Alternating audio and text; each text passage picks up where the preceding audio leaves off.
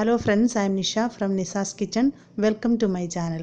ഇന്നത്തെ നമ്മുടെ recipe beef അച്ചാറാണ്. ഈ വീഡിയോ ഇഷ്ടമായ ചാനൽ സബ്സ്ക്രൈബ് ചെയ്യാൻ മറക്കരുത്. റെഗുലർ ആയിട്ട് അപ്ഡേറ്റ്സ് കിട്ടാൻ ബെൽ ഐക്കൺ പ്രസ് ചെയ്യുക. ഇതിലേക്ക് ആവശ്യമായ ഇൻഗ്രീഡിയൻസ് എന്തൊക്കെയാണെന്ന് നോക്കാം. ഞാനിവിടെ ബീഫ് 1 കിലോ ആണ് എടുത്തിട്ടുള്ളത്. ബീഫ് നന്നായിട്ട് വാഷ് ചെയ്ത ശേഷം ചെറിയ പീസായിട്ട് കട്ട് ചെയ്തെടുക്കുക. 4 കുടം വെളുത്തുള്ളി നീളത്തിൽ കനം കുറച്ച് അരിഞ്ഞത്, ഒരു വലിയ കഷ്ണം ഇഞ്ചി നീളത്തിൽ കനം കുറച്ച് അരിഞ്ഞത്, പച്ചമുളക് 3 എണ്ണം രണ്ടായിട്ട് നെടുവെ കീറിയത്, 4 ഉണക്കമുളക്, കറിവേപ്പില 3 തണ്ട്. ആവശ്യമായ പൊടികൾ എന്തൊക്കെയാണെന്ന് നോക്കാം. 1 teaspoon hot chilli powder, 1/4 teaspoon കുരുമുളക് പൊടി, 2.5 table spoon Kashmiri chilli powder, മഞ്ഞൾപ്പൊടി 1/4 ടീസ്പൂൺ, കടുക് ക്രഷ് ചെയ്തെടുത്തത് 1/4 ടീസ്പൂൺ, വറുത്ത് പൊടിച്ച ഉലുവ 1/2 ടീസ്പൂൺ, ഗരം മസാല 1/4 ടീസ്പൂൺ, കായത്തിൻ്റെ പൊടി 1/4 ടീസ്പൂൺ, കടുക് 1 ടീസ്പൂൺ, വെളിച്ചെണ്ണ ആവശ്യത്തിന്, ഉപ്പ് ആവശ്യത്തിന്, തിളപ്പിച്ചാറിച്ച വിനാഗിരി 250 ml. ആദ്യമായിട്ട് നമുക്ക് ബീഫ് ഒന്ന് മാരിനേറ്റ് ചെയ്തെടുക്കാം. അതിനായിട്ട് നന്നായിട്ട് വാഷ് ചെയ്ത് നന്നായിട്ട് വെള്ളം ഡ്രെയിൻ ചെയ്തെടുത്ത ബീഫ് ഞാനിവിടെ ഒരു ബൗളിൽ എടുത്ത് വെച്ചിട്ടുണ്ട്. ഇതിലോട്ട് നമുക്ക് 1/2 ടീസ്പൂൺ മഞ്ഞൾപ്പൊടി ചേർക്കാം. ഇനി ഇതിലേക്ക് 1 ടീസ്പൂൺ ഹോട്ട് ചില്ലി പൗഡർ ചേർക്കാം, 1 ടീസ്പൂൺ കാശ്മീരി ചില്ലി പൗഡർ ചേർക്കാം,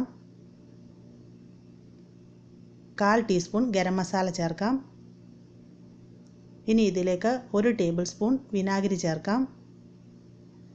ആവശ്യത്തിന് ഉപ്പ് ചേർത്ത് കൊടുക്കാം. ഇനി നമുക്ക് ഇതെല്ലാം കൂടെ കൈ കൊണ്ട് നന്നായിട്ട് തിരുമ്മി പിടിപ്പിക്കണം. ബീഫിലേക്ക് നമ്മൾ ഈ ചേർത്ത എല്ലാ ഇൻഗ്രീഡിയൻസും നന്നായിട്ട് മിക്സായി വരണം.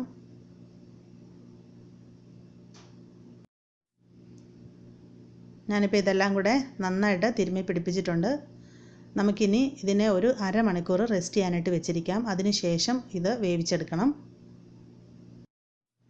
1/2 മണിക്കൂറിന് ശേഷം ഞാൻ മാരിനേറ്റഡ് ബീഫ് കുക്കറിലാക്കി അടുപ്പിൽ വെച്ചിട്ടുണ്ട്. ഇതിലേക്ക് ഇനി വെള്ളം ചേർക്കേണ്ട ആവശ്യമില്ല. നമുക്ക് ഇത് മൂടി വെച്ചിട്ട് ഒരു 2 വിസിൽ വരുന്നത് വരെ ഇതിനെ ഒന്ന് കുക്ക് ചെയ്യാം. ബീഫ് നന്നായിട്ട് വെന്ത് വരേണ്ട ആവശ്യമില്ല. ജസ്റ്റ് ഒരു 2 വിസിൽ വന്നാൽ മതി. 2 വിസിൽ വന്നതിന് ശേഷം ഞാനിപ്പം കുക്കർ തുറന്ന് വീണ്ടും അത് അടുപ്പിൽ തന്നെ വെച്ചിരിക്കുകയാണ്. നമ്മളിതിലേക്ക് വെള്ളം ഒഴിച്ചിട്ടില്ലായിരുന്നെങ്കിലും ബീഫ് വെന്ത് വന്നപ്പോഴേക്കിനും ഇതിൻ്റെ ഉള്ളിൽ നിന്നും കുറച്ച് വെള്ളം ഇറങ്ങി വന്നിട്ടുണ്ട്. നമുക്കിതിനെ അടുപ്പിൽ തന്നെ വെച്ച് ഒരു മീഡിയം ഹീറ്റിൽ ഇതുപോലെ ഒന്ന് മിക്സ് ചെയ്ത് കൊടുത്തുകൊണ്ട് ഈ വെള്ളം നന്നായിട്ട് വറ്റിച്ചെടുക്കണം. അതിന് ശേഷം വേണം നമുക്ക് ബീഫ് ഫ്രൈ ചെയ്യാൻ. ഇപ്പോൾ ബീഫിൻ്റെ ഉള്ളിലുണ്ടായിരുന്ന എക്സസ് ആയിട്ടുള്ള വെള്ളമെല്ലാം നന്നായിട്ട് വറ്റി വന്നിട്ടുണ്ട്.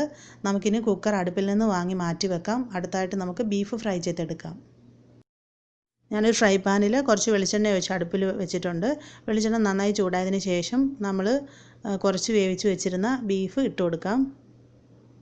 1 കിലോ ബീഫ് ഞാൻ 2 ട്രിപ്പായിട്ടാണ് ഫ്രൈ ചെയ്തെടുക്കുന്നത്.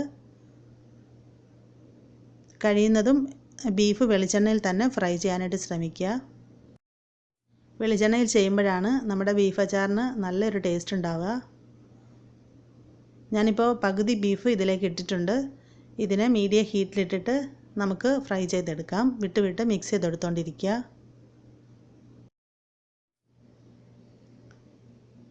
ഇടയ്ക്ക് ഇതുപോലെ ഒന്ന് മിക്സാക്കി കൊടുക്കണം. ഇതിൻ്റെ 2 വശവും ഒരുപോലെ മുരിഞ്ഞു വരണം. ഇതൊരു 1/4 ഭാഗം ഫ്രൈ ആയി കഴിയുമ്പോഴേക്കിനും ലോ ഹീറ്റിലേക്ക് മാറ്റി ഫ്രൈ ചെയ്യാം.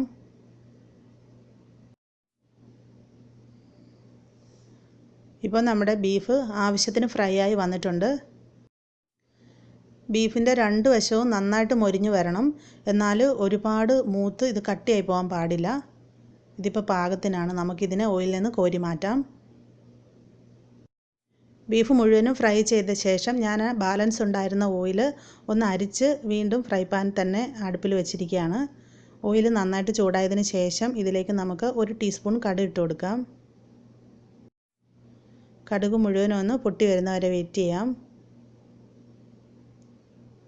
ഇപ്പോൾ കടുക് ഏകദേശം മുഴുവനും പൊട്ടി തീർന്നിട്ടുണ്ട്. ഇതിലോട്ട് നമ്മൾ അരിഞ്ഞു വെച്ചിരിക്കുന്ന വെളുത്തുള്ളിയും ഇഞ്ചിയും പച്ചമുളകും കൂടെ ഇട്ട് കൊടുക്കാം.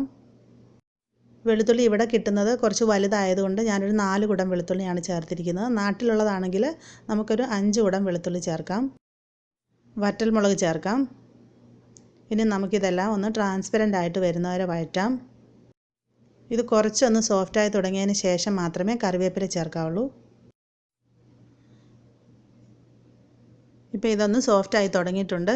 ഇനി നമുക്കിതിലോട്ട് കറിവേപ്പില ചേർക്കാം. കറിവേപ്പില ഉണ്ടെന്നുണ്ടെങ്കിൽ കുറച്ചധികം ചേർക്കുക. ഇനി നമുക്കിതിനെ നന്നായിട്ട് സോഫ്റ്റായിട്ട് വരുന്നവരെ വഴറ്റാം. വിട്ട് മിക്സ് ചെയ്ത് കൊടുത്തുകൊണ്ടിരിക്കുക.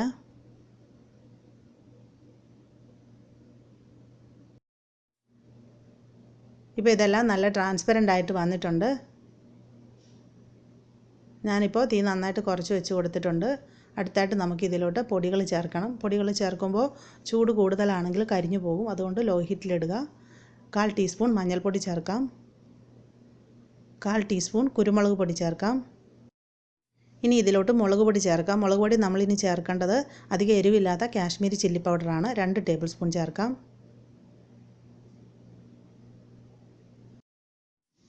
ഇനി വറുത്ത് പൊടിച്ച ഉലുവ ചേർക്കാം. 1/2 ടീസ്പൂൺ. കായത്തിൻ്റെ പൊടി ചേർക്കാം. 3/4 ടീസ്പൂൺ.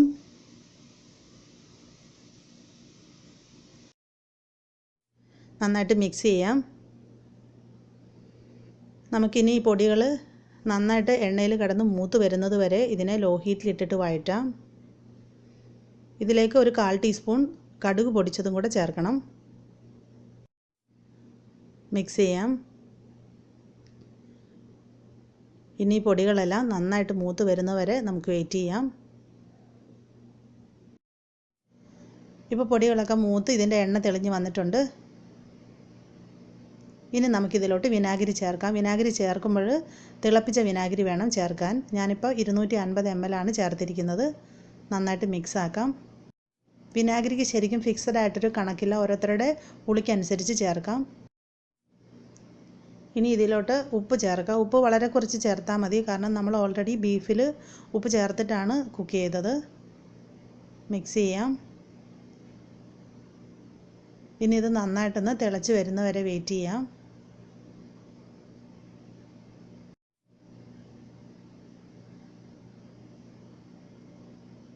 ഇപ്പോൾ നന്നായിട്ട് തിളച്ച് ഇത് കുറുകി വന്നിട്ടുണ്ട്. ഇനി ഇതിലേക്ക് നമുക്ക് ഫ്രൈ ചെയ്ത് വെച്ചിരിക്കുന്ന ബീഫ് ഇട്ട് കൊടുക്കാം.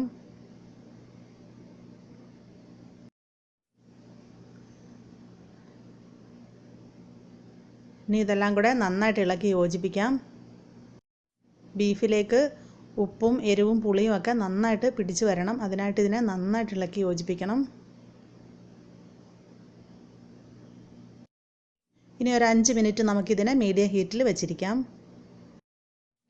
ഇപ്പോൾ ഒരു 5 മിനിറ്റ് കഴിഞ്ഞിട്ടുണ്ട്. ബീഫ് ഇപ്പോൾ നന്നായിട്ട് മസാലയായിട്ട് മിക്സായി വന്നിട്ടുണ്ട്. നമ്മുടെ ബീഫ് അച്ചാർ റെഡി ആയി കഴിഞ്ഞു. നമുക്കിനി ഫ്ലെയിം ഓഫ് ചെയ്യാം. ഇതിനെ അടുപ്പിൽ നിന്ന് വാങ്ങാം. നന്നായിട്ട് തണുത്തതിന് ശേഷം ഒട്ടും നനവില്ലാത്ത കുപ്പിയിലാക്കി അടച്ച് സൂക്ഷിക്കാം. നമ്മുടെ ഈ ബീഫ് അച്ചാറിൻ്റെ റെസിപ്പി നിങ്ങൾക്കെല്ലാം ഇഷ്ടമായെന്ന് കരുതുന്നു. ട്രൈ ചെയ്ത് നോക്കാൻ മറക്കരുത്.